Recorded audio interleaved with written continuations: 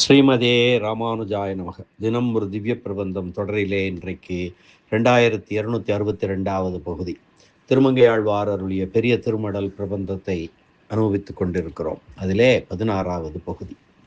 சென்ற பகுதி வரை பரகால நாயகி, என்னை ஏன் மடல் எடுக்கக்கூடாது என்று சொல்கிறீர்கள்? தமிழ் இலக்கணம் அனுமதிக்கவில்லை, தமிழ் மரபு அனுமதிக்கவில்லை என்ற காரணத்தினாலா என்று கேட்டு, வடநெறிப்படி காவியங்களில் உள்ள மாதர்கள் தங்கள் தலைவர்களை அடைய தாங்கள் செய்த முயற்சிகளை எல்லாம் சொல்லி, சீதா பிராட்டி, வேகவதி, உலூபி, உஷை, உமை முதலியவர்களுடைய விருத்தாந்தங்களை எல்லாம் சொல்லி, நான் ஏன் மடல் எடுக்கக்கூடாது என்று கேட்டால், கேட்டுவிட்டு கடைசியிலே என்னுடைய துன்பத்தை சொல்லுகிறேன், கேளுங்கள். யான் உரைப்ப கேண்மின் என் உரு நோய் அனுரைப்ப கேண்மின் என்று சொன்னாள். தயவு செய்து கேளுங்கள், நான் உயிர் வாழ வேண்டுமென்றால் கேளுங்கள். எம்பெருமானுடைய பரத்வம் பற்றிய அறிவினாலே எம்பெருமானாகிய மெய்ப்பொருளை அறிந்தவர்கள்தாம் எம்பெருமான் அருள் தமக்கு முறைப்படி கிட்டட்டும் என்று பொறுத்திருக்கக்கூடியவர்கள். நான் அப்படி அல்ல. எனக்கு உடனே அவன் வேண்டும். எம்பெருமான் உகந்தருளிய திருத்தலங்களுக்கு சென்று அங்கு அவனை கண்கள் நிறைவு பெறும்படியாக கண்டு அவனை அனுபவிக்க பெற்ற நான், எம்பெருமான் திருவருள் எனக்கு முறைப்படி கிட்டும் என்று கருதி அதற்குரிய நேரம் வரும் வரையில் என்னால் பொறுத்திருக்க முடியுமோ என்று பரகால நாயகி சொல்லி, தயவு செய்து கேளுங்கள், நான் கொண்ட நோய் கேளுங்கள் என்று சொல்கிறார். அந்த அடுத்து வரக்கூடிய பகுதிகளிலே இன்றைய பகுதியை பார்க்கலாம்.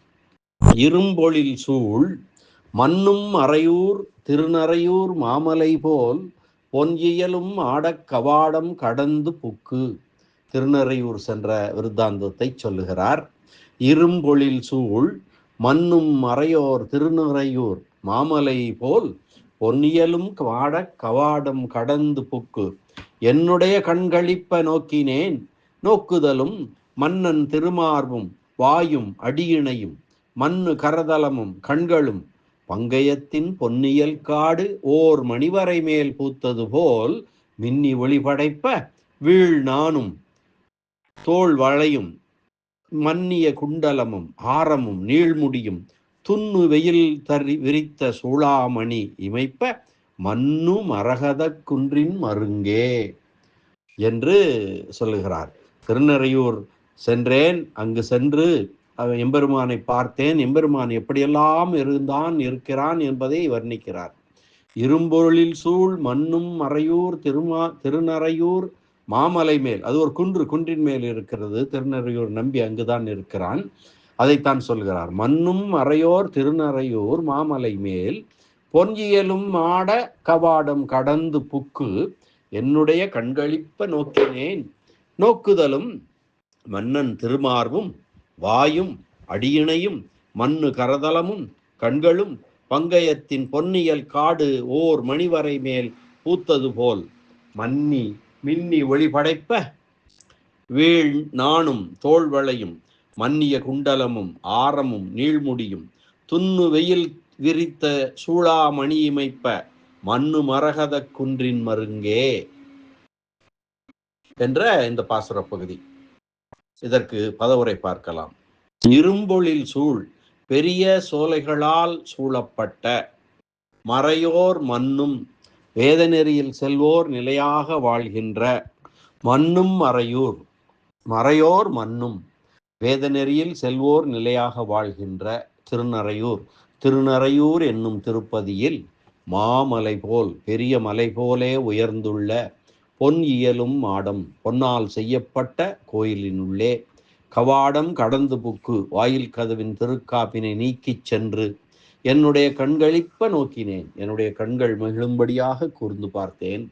நோக்குதலும் கூர்ந்து பார்த்த அளவிலே மன்னன் அங்கு உகந்தருளியிருக்கும் எம்பெருமானுடைய திருமார்பும் வாயும் அடியிணையும் மண்ணு கரதலமும் கண்களும் திருமகள் தங்கும் மார்பும் உதடுகளும் திருவடிகளும் போற்றத்தக்க திருக்கைகளும் திருக்கண்களும் ஒரு மணி வரை மேல், ஒரு நீலமணியே வடிவெடுத்த மலை மீது பொன்னியல் பங்கயத்தின் காடு பொன்மயமான தாமரை காடு பூத்தது போல் மின்னி பூத்து காட்சி வழங்குவது போல் ஒளி வீசி ஒளி படைப்ப பேரொளியை வெளிப்படுத்த வீழ் நானும் விரும்பத்தக்க அரைஞானும் தோள் வளையும் திருத்தோள்களில் அணிந்த வளையல்களும் மன்னிய குண்டலமும் காதுகளில் நிலை பெற்ற காதணிகளும் ஆரமும் திருமார்பில் மாலையும் நீழ்முடியும் பெரிய கிரீடமும் துண்ணு வெயில் விரித்த செறிந்த ஒளியை வெளிவிடுகின்ற சூடாமணி முடியில் பதித்த ரத்தினமும்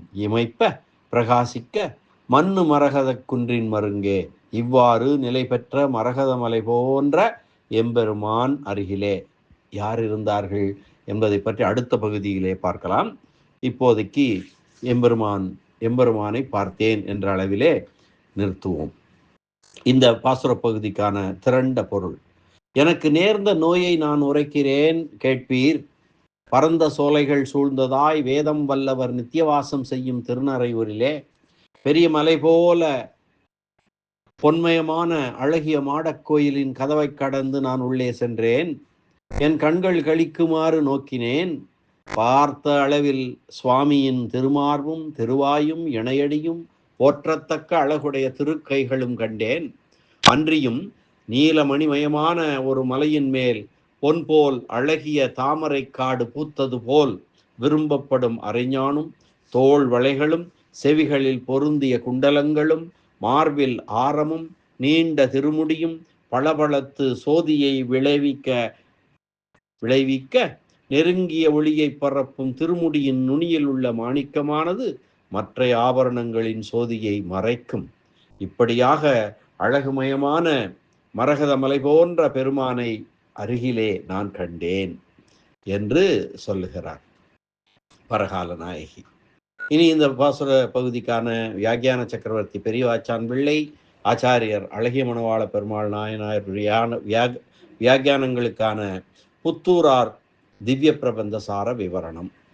என் உரு நோய் ராமபிரான் அழகிலே ஈடுபட்ட பரதாழ்வானுடைய நோவினை போல திருநறையூர் நம்பி அழகிலே ஈடுபட்ட எனது மிக்க நோவினை என் உரு நோய் யானுரைப்ப கேளுங்கள். உங்களை வேண்டுவது நான் சொல்லுவதை கேட்பதற்கு செவிசாய்க்க வேண்டும் என்பதே. துன்பத்தால் கலங்கும் போது வாய்விட்டு அழுவதனாலேயே நெஞ்சு நிலைகுலையாமல் இருக்கிறது. ஆதலால் நான் நிலைத்து உயிர் வாழ்வதற்காகவாவது நான் சொல்லுவதை கேளுங்கள். முன்குறிப்பிடப்பட்ட சீதா பிராட்டி, வேகவதி, உலூபி, உஷை, உமாதேவி ஆகிய இவர்கள் தத்தம் தலைவரை அடைவதற்காக பட்ட பாடுகளை விரிவாக சொல்ல வேண்டிய தேவை எனக்கு இல்லை. இரும்பொழில் சூழ் பரப்பை உடைய சிறந்த சோலைகளாலே சூழப்பட்ட திருநறையூர் என்னைப் போலே பிரிந்து பாடுபடுபவருக்கு மடல் எடுக்கும்படியாக பனைமரங்கள் மிக்க இரும்பொழில் சூழ் மறையோர் மன்னும் திருநறையூர் வேதம் கூறும் நிதித்தியாசித்தவ்யக எம்பெருமான் தியானம் பண்ணத்தக்கவன் என்று உறுதியாக கொண்டிருக்கும் அந்தணர்கள் வாழும் திருநறையூர் மடல் எடுப்பதே சகல வேத தாத்பரியம் என்று நிரூபிப்பவர்கள் நிலை நிற்கும் ஊர் மறையூர் மன்னும் திருநறையூர். மடல் எடுப்பது வேத தாத்பரியமாவது எப்படி என்றால், அந்தணரே தம் முயற்சி இல்லாமல் பரம்பொருளை அடைய முடியாது என்று மறைமுடிவு கண்ட முனிவர்களும் சொல்லியிருக்கிறார்கள். ஆதலால் மடலெடுத்தல் வேதத்துக்கு உடன்பாடான கருத்தேயாகும். மாமலை போல் மாடம் பெரிய மலை போல் உயர்ந்துள்ள கோயில் திருநறையூர். திருமாலிருஞ்சோலை மலையை ஒத்த இந்த சித்திரகூட மலை மங்களமானது.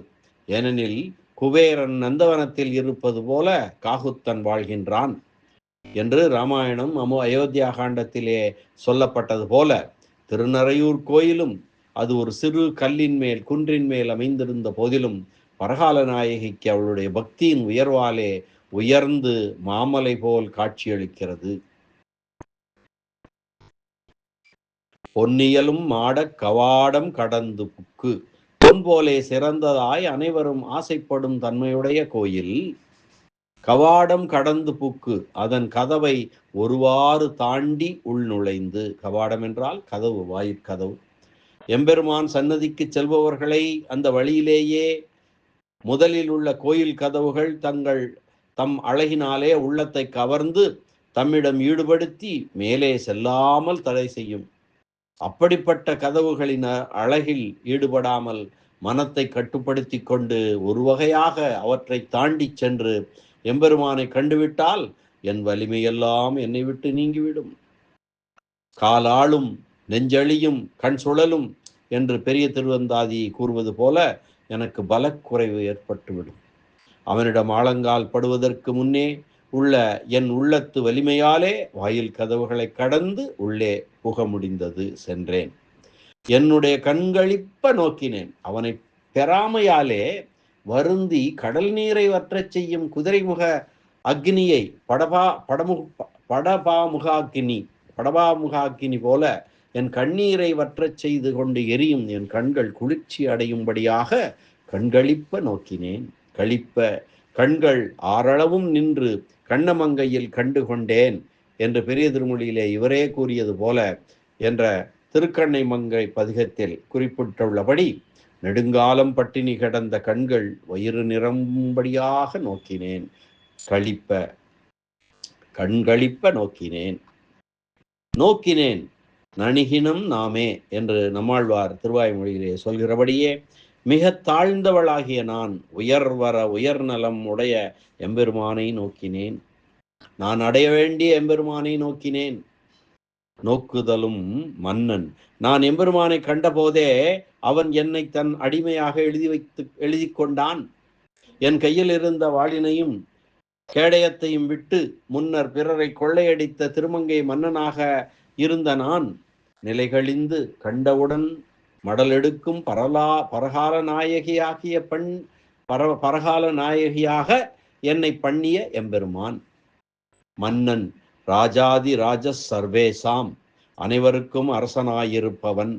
கண்ணால் பார்த்த அளவிலேயே இவன் எல்லா உலகங்களையும் ஆளும் மன்னன் என்று அறிந்து கொள்ளலாம்படி இருக்கை. மன்னன் திருமார்பும் புருஷகாரம் செய்யும் பிராட்டி இருக்கமிடமாகையாலே பரகால நாயகிக்கு பற்றுக்கோடாயிருப்பது எம்பெருமானுடைய திருமார்பு. பிரிவால் ஏற்பட்ட களைப்பை போக்கும்படியான எம்பெருமானுடைய திருமார்பை நோக்குகிறாள்.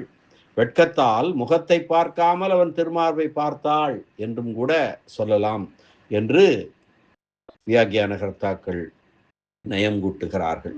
திருமார்பை சொல்லியவுடன் வாயும் என்று எம்பெருமானுடைய திருவாயை கூறுகிறாளே ஏன் என்றால், பிராட்டியிடம் எம்பெருமான் கொண்டுள்ள அன்பினாலே அவளை பார்த்து புன்முறுவல் செய்து கொண்டிருக்கும் செயல் தன் உள்ளத்தை கவர்வதாலே மார்பை பார்த்த பிறகு முறுவலிக்கும் அவன் திருவாயினை காண்கிறாள். வாயும் அடியார்களை தன் வசப்படுத்தும் சிரிப்பு. அவள் மூலமாக தம்மை பற்றினவரை மாசுசக வருந்தாதே என்று ஆறுதல் கூறுவதாகையாலே வாயை சொல்கிறார் எனவும் சொல்லலாம். அடி இணையும் அம்முறுவலுக்கு தோற்று அடியவர்கள் விழும் எம்பெருமானுடைய திருவடிகள் அடி இணையும். பன்னு கரதலமும் தன் திருவடிகளில் விழுந்தவர்களை எடுத்து அணைக்கும் எம்பெருமானுடைய திருக்கைகளின் தொடு உணர்ச்சியால் வியந்து அடியவர்கள் போற்றும் திருக்கைகள். கண்களும் குளிர நோக்கும் கண்கள். தாம் இருந்த இடத்தில் இருந்து கொண்டே தொடு உணர்ச்சியை கொடுக்கும் கண்கள். ஒரு முறை பார்த்தால் ஆலங்கட்டியை வெட்டி எறிந்தது போல அடியவர்களை வீழ்த்தும்படியான கண்கள். பங்கயத்தின் பொன்னியல் காடு ஓர் மணிவரை மேல் பூத்தது போல் நீலமலையிலே அதன் பரப்பு வெளியே தெரியாதபடி அதன் பரப்பு முழுவதும் தாமரை பூத்தது போல காட்சி வழங்கும் திருமேனியில் உண்டான திருக்கண்களும் திருவாயும் திருக்கைகளும் திருவடிகளும் என்பது மின்னி ஒளி படைப்ப. மின் செய் பூண் மார்பினன் என்கிறபடியே மின்னின் ஒளி திரு ஆபரணமாயிற்றோ என்னும்படியாக பளபளத்த ஒளியினை உண்டாக்குகிற மின்னின் ஒளி படைப்ப மின்னி ஒளி படைப்ப. வீழ்நானும் அரைஞானும் அது எம்பெருமானுடைய அழகு கடல் அலை வீசுவது போல இருக்கிறது.